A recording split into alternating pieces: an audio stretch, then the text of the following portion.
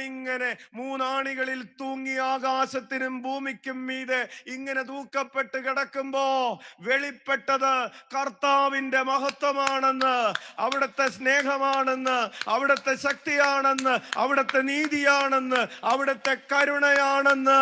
അവിടെയാണ് ദൈവത്തിന്റെ മഹത്വം അതിന്റെ പൂർണ്ണതയിൽ വെളിപ്പെട്ടത്.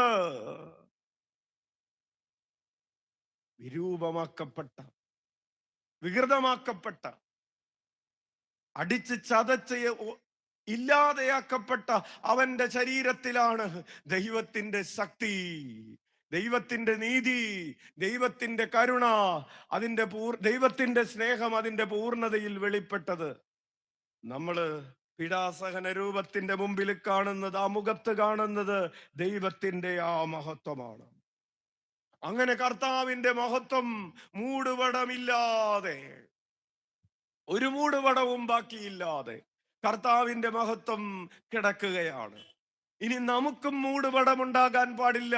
പാപത്തിന്റെ മൂടുപടം, പ്രജുഡിസുകളുടെ മൂടുപടം, അന്ധവിശ്വാസങ്ങളുടെ മൂടുപടം, അശുദ്ധിയുടെ മൂടുപടം, ആസക്തികളുടെ മൂടുപടമില്ലാതെ ഈശോയുടെ മുഖത്ത് നോക്കിക്കൊണ്ട് നിൽക്കുമ്പോ, അവിടുത്തെ മുഖത്ത് നോക്കി ഈശോയെ ഈശോയെ ഈശോയെ എന്ന് വിശ്വാസത്തോടുകൂടെ അവന്റെ മനുഷ്യാവതാര രഹസ്യങ്ങളുടെ ആരംഭത്തിന്റെ the first point to the last point നമ്മൾ ഇങ്ങനെ ധ്യാനിച്ചു കൊണ്ട് നിൽക്കുമ്പോ നമ്മൾ രൂപാന്തരപ്പെടുകയാണ്.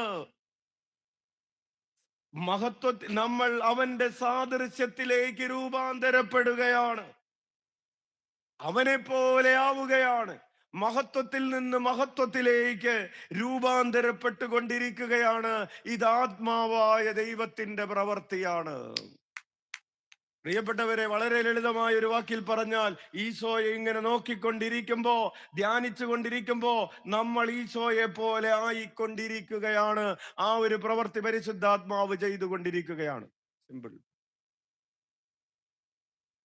അച്ഛന്റെ ചോദ്യം, ഇത് സംഭവിക്കുന്നുണ്ടോ? ഇത് സംഭവിക്കുന്നതായി നീ അറിയുന്നുണ്ടോ?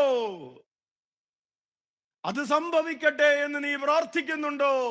ഈശോയുടെ മുഖത്ത് നോക്കി, ഈശോയെ എന്റെ മുഖത്തെ നിന്റെ മുഖം പോലെ ആക്കണമേ,